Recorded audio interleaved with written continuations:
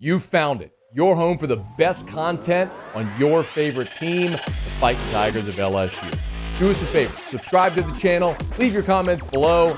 Be sure to smash that like button.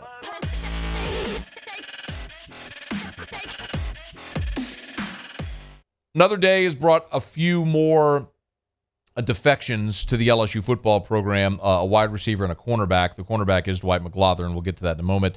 The wide receiver is Alex Adams. Not only has Alex Adams entered the transfer portal, but he has now put out publicly that he is committed to Akron, where they are now coached by Joe Moorhead, who recruited him when Joe Moorhead was at Mississippi State. You might remember that Alex Adams is from Mississippi, big 6'2", 200-pound wide receiver, signed with LSU in 2020, only had a couple of catches in his career, and in a log jam at that position, he's seeking other opportunity, and you can kind of understand it.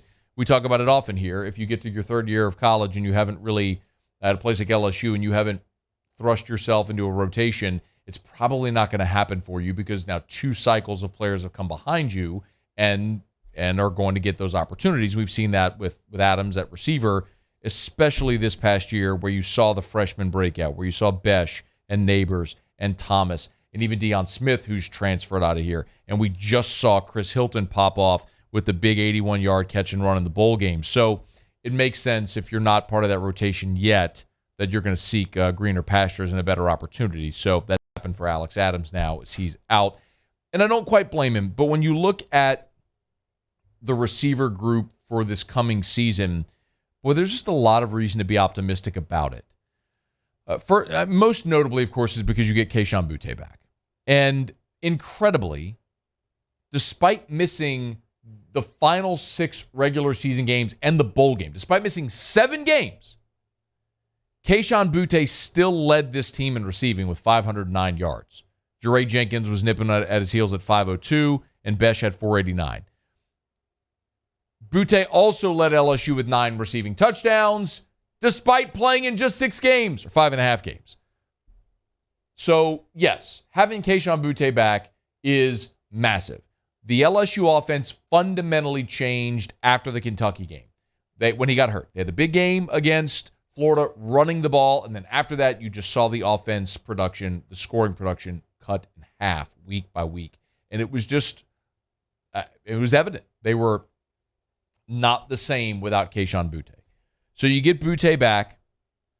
Jeray Jenkins, we're all assuming at this point he's going to return for his senior season. Jack Besh, Malik Neighbors, Brian Thomas. Your top 5 receivers from this season are all back. Boutte, Jenkins, Besh, Neighbors, Thomas. Your top 5 are all back. Next is Trey Palmer, Deion Smith. They've obviously transferred. Then Devontae Lee, who's also likely back. And then Chris Hilton. So you're good there. You're good at receiver.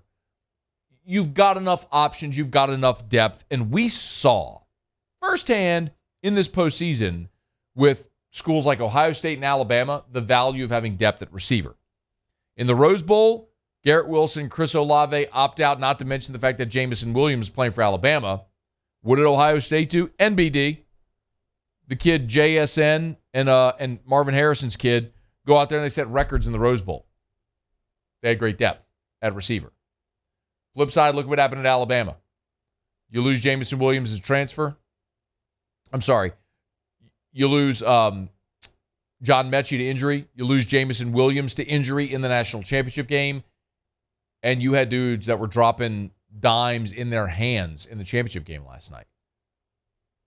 It was just very obvious.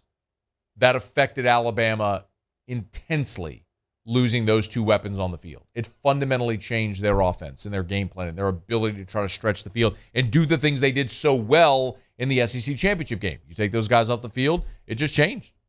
It completely changed the offensive approach for Alabama. So yes, having depth at wide receiver is a fantastic situation for LSU going into this year offensively. As for Adams, big wide receiver, just got caught in the depth shuffle like we talked about. But your top 5 wide receivers turn. I'll point this out as well. Plus, Chris Hilton likely takes a step forward this year. Do you add any receiver transfers? They've made some offers. And keep this in mind. if you're just looking at Mike Denbrock, who was the OC at Cincinnati this past year, his top 4 pass catchers were receivers. Among the top, they had 7 with double-digit receptions. 2 were tight ends, 1 running back. So 5 of them were receivers. And the top 4 were wide receivers. So he will, in his offense, spread the ball around to wide receivers, not just dinging and dunking to tight ends or to running backs. So yes, all those guys I just mentioned will all have a chance to be involved in this offense. You wish Alex Adams well, but it makes sense that he's leaving. LSU should be set there at receiver. Hey, thanks so much for watching. Please leave your comments. I love to interact. And be sure to hit the red subscribe button below.